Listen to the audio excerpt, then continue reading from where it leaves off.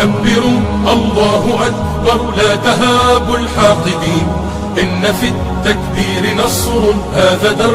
آج ہم بات کریں گے اللہ کے وہ محبوب 10 دنوں کے بارے میں جس میں اللہ سبحانہ تعالیٰ کی خوب رحمتیں برس رہی ہوتی، اور جب محبوب کے یہ محبوب دن ہم پالیں گے تو یہ کیسے ہو سکتا ہے کہ ہمارا دامن رحمتوں سے خالی رہ جائے۔ عزیز بہنوں، السلام علیکم ورحمۃ اللہ وبرکاتہ۔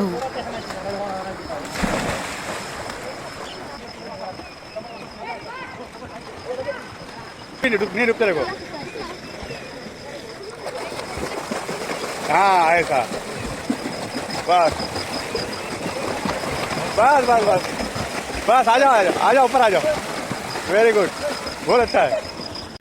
دیکھیے، میں یہاں پر اپنی چھوٹی سی خوشی آپ کے ساتھ شیئر کر رہی ہوں کہ الحمدللہ عمار کو نا تقریباً سوئمنگ آ گئی، بس 1 مہینے کے کلاس سے۔ اب ان کے اسکول اسٹارٹ ہو جائیں گے تو یہ کلاسز ان کے سوئمنگ کے ختم ہو جائیں گے انشاءاللہ، پھر کبھی چھٹیوں میں اور سے ان کو لگا دوں گی۔ ادھر عمار مصروف ہے اور ادھر عائزہ میرے ساتھ ہے، اور ان کی یہ فرمائش تھی کہ یہ جو پھولوں کے بیل ہے اس کے پھول لو اور مجھے ہار بنا کے 2 پتوں کے ساتھ، پتہ نہیں ان کو سر میں لگانا تھا یا گلے میں، تو پھر میں ان کو بنا کے دی، اور اس کے فوری بعد مجھے ناشتہ بنانا تھا، اور ناشتہ میں کی تھی آج ایئر فرائر میں تیار چھوٹا سا برگر تھا جسے میں ایئر فرائر میں بنائی، تو وہ آپ دیکھتے رہیے، اور اس کی جو ریسیپی کے انگریڈینٹس ہے وہ میں اسکرین پر انشاءاللہ لکھتی جاؤں گی، آپ وہ دیکھ لیجئے۔ بات اصل ذی الحجہ کے بارے میں کرنی تھی نا ہمیں، کہ ذی الحجہ کے 9 دن جو اللہ کو بہت محبوب ہے۔ دیکھیے، ایسا ہے کہ حدیثوں میں ایسا آتا ہے کہ جو رمضان کی تاخراتیں ہوتی ہیں نا 10، وہ اللہ کو رات میں کی جانے والی عبادتیں، اکثر تاخراتیں ہم رات میں مناتے نا تو وہ بہت اللہ کو پسند ہے، اس میں کی جانے والی رات کی عبادتیں۔ وہیں پر اللہ سبحانہ وتعالیٰ کو ذی الحجہ کے جو یہ 10 دن ہوتے، اس میں رات میں نہیں بلکہ دن میں کی جانے والی عبادتیں بہت محبوب ہے۔ دن میں جو بھی آپ نیک عمل کریں گے تو وہ اللہ تعالیٰ کو بہت محبوب ہے، اسی لیے ان دنوں کو کہا جاتا ہے کہ محبوب کے 10 محبوب دن۔ اب کیا ہیں وہ اعمال جس کو ہمیں اس میں کرنا ہوگا، قرآن و حدیث کے آئینے میں آپ کو بتاتی جاؤں گی، اور کوشش کروں گی کہ میں جو کرتی ہوں وہ بھی آپ کو بتاؤں، کیونکہ مجھے ان دنوں کا بہت بے چینی سے انتظار رہتا، اور میں سوچی کہ میں بھی اپنے بہنوں کو اس میں شریک کر لوں، اس کے فائدے بتاؤں، تو آپ میرا ویڈیو مکمل دیکھیے، ضرور آپ کو فائدہ ہوگا انشاءاللہ۔ اب ہمارے ذہنوں میں یہ سوال آتا کہ کیا سارے روزوں کی فضیلت ایک جیسی ہے؟ کیا کوئی ایک مخصوص روزہ ہے جس کی فضیلت سنت سے ثابت ہے؟ تو جی ہاں، صرف سنت سے 9 ذی الحجہ کے روزے کی فضیلت ہے، جو مخصوص ہے، جس کی خاصیت بتائی گئی ہے، جس کی فضیلت بتائی گئی ہے، وہ ہے 9 ذی الحجہ کا روزہ۔ نبی کریم صلی اللہ علیہ وسلم نے فرمایا، صحیح بخاری کی حدیث ہے کہ یہ روزہ 1 سال کے پہلے کے گناہ اور 1 سال کے بعد کے گناہوں کا کفارہ ہے، تو صرف یہ ایک 9 ذی الحجہ کا روزہ ہے۔ اب بات کرتے ہیں ذی الحجہ کے ان 8 دنوں کے بارے میں جسے اللہ تعالیٰ بہت پسند کرتا ہے۔ نبی کریم صلی اللہ علیہ وسلم نے ارشاد فرمایا ان دنوں کے بارے میں کہ یہ جتنے بھی دن ہیں ان میں یہ 10 دن کی عبادات اللہ کو بہت زیادہ پسند ہے۔ یہ دنوں کی نیکیاں، عبادات اللہ کو پورا سال کی گئی نیکیوں سے زیادہ پسند ہے۔ یہ جو ذی الحجہ کے 10 دن ہیں جب شروع ہو جائے تو نبی کریم صلی اللہ علیہ وسلم کی کچھ ہدایات ہیں اس بارے میں کہ اس میں ہمیں کیا کرنا چاہیے، کون سے ایسی نیکیاں، کون سے ایسے اچھے کام جو ہم زیادہ سے زیادہ اس میں نیکیاں سمیٹ سکیں۔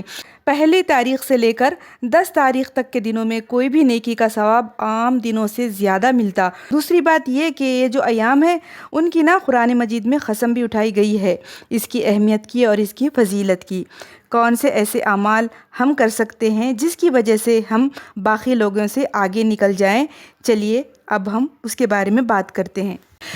سب سے اہم اور پہلی بات یہ کہ اب ان دنوں میں فرائض کی ادائیگی شروع کر دیں۔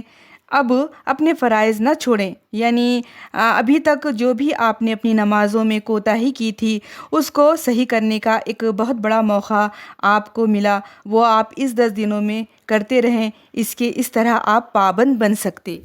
دوسری بات یہ کہ اللہ تعالیٰ نے آپ کو مال و دولت سے نوازا ہے تو آپ کوشش کریں حج ادا کرنے کی۔ حج کرنے سے آپ کے تمام گناہ دور ہو جائیں گے، آپ بالکل پاک و صاف ہو جائیں گے۔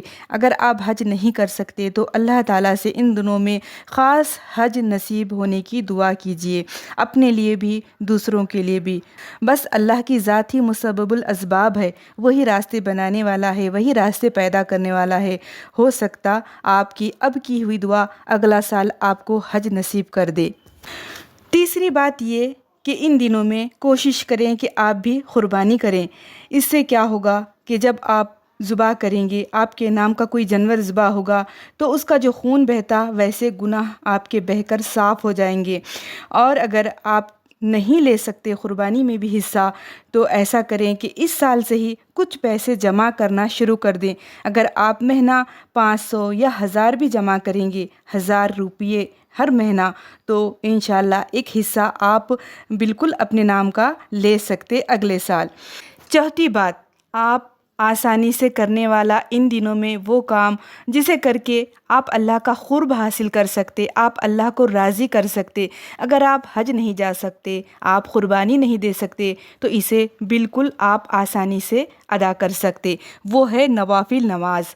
آپ ان دنوں میں نوافل نماز کثرت سے پڑھیں، جیسے ہے اشراق، چاشت، تہجد اور تحت الوضو۔ آپ ان نمازوں کی کثرت سے ادائیگی کریں، ہو سکے تو صلاۃ التوبہ بھی ادا کریں۔ اس سے آپ اللہ کا ضرور قرب حاصل کریں گے، اپنے رب کو راضی کر لیں گے۔ پانچویں بات، آپ کثرت سے تحلیل، تکبیر و تحمید کا اہتمام کریں۔ اللہ اکبر، اللہ اکبر، اللہ اکبر، سبحان اللہ، الحمدللہ، اللہ اکبر، اللہ اکبر، اللہ اکبر، لا الہ الا اللہ، واللہ اکبر وللہ الحمد، اللہ اکبر کبیرہ والحمد للہ کثیرہ وسبحان اللہ بکرۃ و اصیلا۔ اس کا ذکر کثرت سے کریں۔ ایک کیا کریں، وقت پر باندھ لیں اسے، ہر نماز کے بعد ایک ایک تسبیح اس کی پڑھتے جائیے۔ اس کا ذکر زمین پر کریں گی تو اس کی گونج عرش الہی تک جائے گی آپ کے نام کے ساتھ۔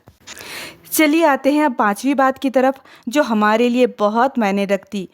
دیکھیے کہ جب بارش ہو رہی ہوتی تو دعائیں قبول ہوتی، کیونکہ اللہ کی رحمت برس رہی ہوتی ہے نا۔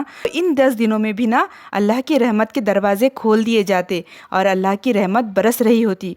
تو اللہ تعالیٰ کے یہ محبوب دن ہے، اللہ یہ دنوں کو بہت پسند کرتا ہے اور اس میں کی جانے والی ساری عبادتوں کو پسند کرتا ہے۔ پھر یہ کیسے ہو سکتا ہے کہ وہ بندے کی دعاؤں کو قبول نہ کرے؟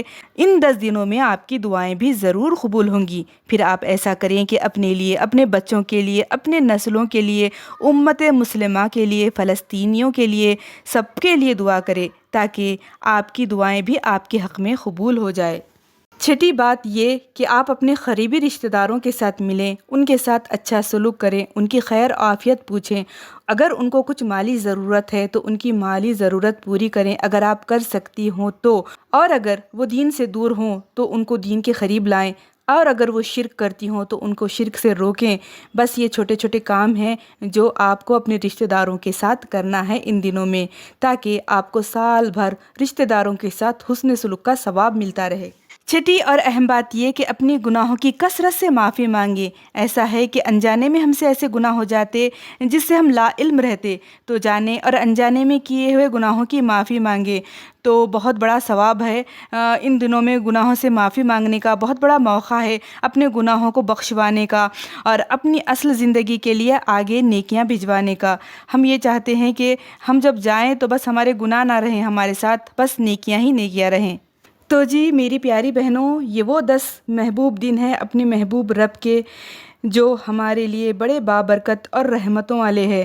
اس میں اللہ کی خوب رحمتیں برس رہی ہوتی، اور جب محبوب کے یہ محبوب دن ہم پالیں گے تو یہ کیسے ہو سکتا ہے کہ ہمارا دامن رحمتوں سے خالی رہ جائے۔ کوشش کیجئے ان 10 دنوں میں اچھے اچھے کام کرنے کی، جو آپ عبادات میں پابند نہیں ہیں وہ ان عبادات کو کرنے کی، نماز، اذکار، ذکر، تسبیح اور اچھے کام، صلہ رحمی وغیرہ، اور خوب دعائیں کیجیے، کثرت سے دعائیں کیجیے اٹھتے بیٹھتے۔ مجھے بھی اپنی دعاؤں میں شامل رکھیے، میں بھی آپ تمام کے لیے دعا کروں۔